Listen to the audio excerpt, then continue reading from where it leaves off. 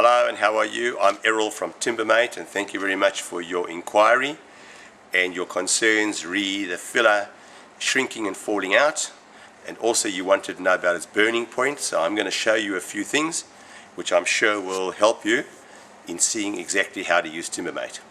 The first thing I want to show you is I have a piece of wood, and what we have done here is we have cut that corner away. As you can see, it's been cut away, there's nothing of it. We've taken our filler and we have filled it. We have obviously filled it with a different color just to show you where we are filling, otherwise you wouldn't see it because you can get an exact color match. So if you look very closely, you can see how deep the fill goes, and if you notice, it just does not come out. I'll take my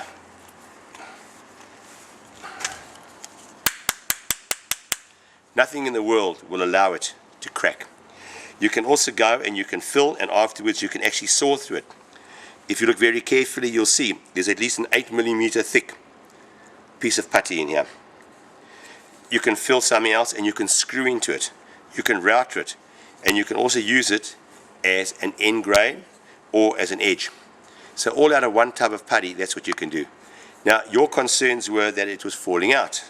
Well, if you notice, all that's holding this is one base and one side.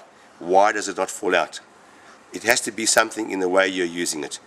I will go on to show you how to use the filler in a few minutes. I also want to show you a few other things. On this board, I've divided into two pieces. If you notice, there is a gouge out of that. We've taken our filler and we've actually filled those 2 points. If you notice, it is smooth, it does not shrink, it doesn't sink, and doesn't crack or doesn't fall out, as I said to you before. You can put a stain over it, and afterwards you can put any kind of, here we put nitrocellulose sealer over it. It doesn't matter what you use, and you can put any kind of top coat. If you look at it and look to the light, you will see it is 100% smooth and perfect. Up at the top, I have not done anything. I have not used any filler, I've done nothing. As you can see, it shows the cracks and shows all the open grain. So looking at it, let's try and get you a nice beautiful picture of it. If you look at this way here, you'll see the difference between using Timbermate and not using Timbermate. So as far as it falling out, as I say, that's all filler on there, there's no filler there, and as fine as it is, like it is there, it doesn't come out. I want to show you one further feature as well, and we'll look at a floor. Right, here is a timber floor, and all I've done here is just taken a couple of pieces of timber and just screwed them together, and we filled the floor. Okay, now what I've done over here is to show you, there are the grooves. That's the groove that we have not filled, and that's a gap we've left. If you notice from here, we've then used filler, and we've matched the exact color of the filler. You cannot see the filler, and you can see it is perfectly smooth, as is it there and there and there across the way. So just to show you that no matter how you fill a gap, it doesn't fall out. So re your concerns, I can't understand why it should fall out. Here it is here. Now you can see from what I've gouged out, I've gouged some gum vein out, and it is very, very easy to apply the filler.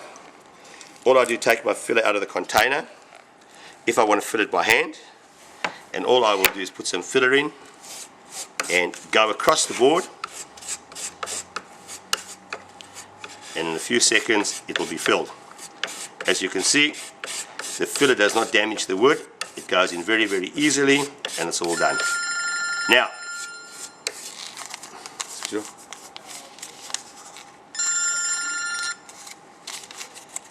what I'm going to do is, just to show you that it doesn't burn, I'm going to put some putty on very, very, very thick here. Okay?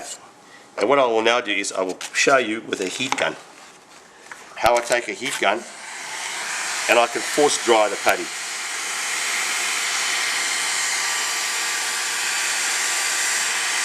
I don't know if you can see this guy here. Can you see the heat of the gun?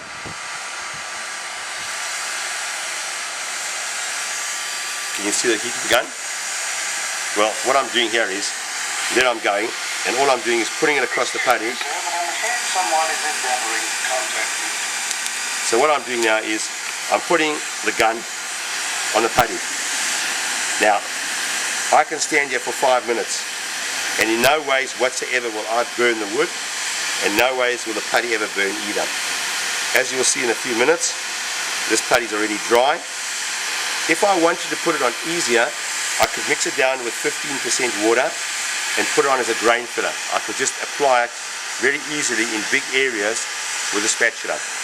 Now, by me keeping the heat gun on here, all I'm doing is I will actually heat it up a bit. I'll actually burn some of the wood for you to show you that the wood will burn but the putty won't.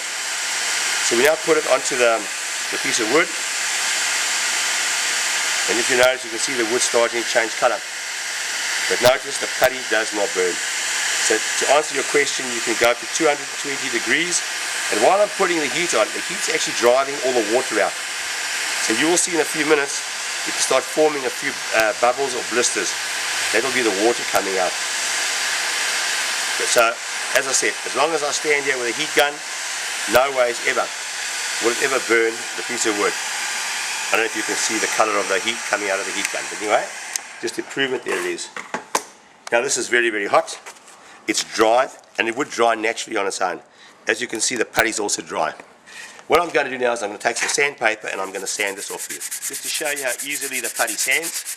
If you notice, it sands off like dust. And in fact, if I sand all the dust off, I could even reuse this dust later in making more putty. I can take, and by the way, my paper is clean. It doesn't clog my paper up, and that paper is always in good condition. So this saves you a lot of money in sandpaper. What I'll do is I'll take all the dust I've got over here, and I'll even put all the dust back in the container. And all I do is mix it in. If the tub gets a bit dry, add a few drops of water and keep it going. But no matter how deep your fill, no matter what you're trying to do, as you can see from here, it gives you a perfect finish. So have a good look at that. As you can see, this has been I've put a heater onto a heat gun on here. You can see how hard it's got. But if you notice there, the wood was burning. There was no filler. Where here I've got the filler, not at all did the filler burn whatsoever. And there is the imperfection being filled. I can now stain it or put any coating I like over it. If I use a natural putty, I must always coat it, otherwise it's going to come out this colour. So if you're staining, use natural and put a stain over it, and you'll get a perfect stain out of it. I hope this answers all your queries. So if you have any more queries, please contact me and I'll do a bit more video work for you. But as you'll see from this over here, right, as hard as I hit the putty, the excess will eventually come off, and as you can see how hot it is, it just comes off like that, and it is dry, and just sand it. There we go, and the whole piece of wood has now been sanded. So even if you put it onto your thick, don't worry about it. It sands very easily, and it is smooth, perfectly smooth. So as thick as I put it on, all that excess, even that that's gone rock hard and dry, put it back in the container, add a bit of water and soften it up again. But there you are, it's filled all the imperfections. I hope this solves all your problems. Thanks, bye bye.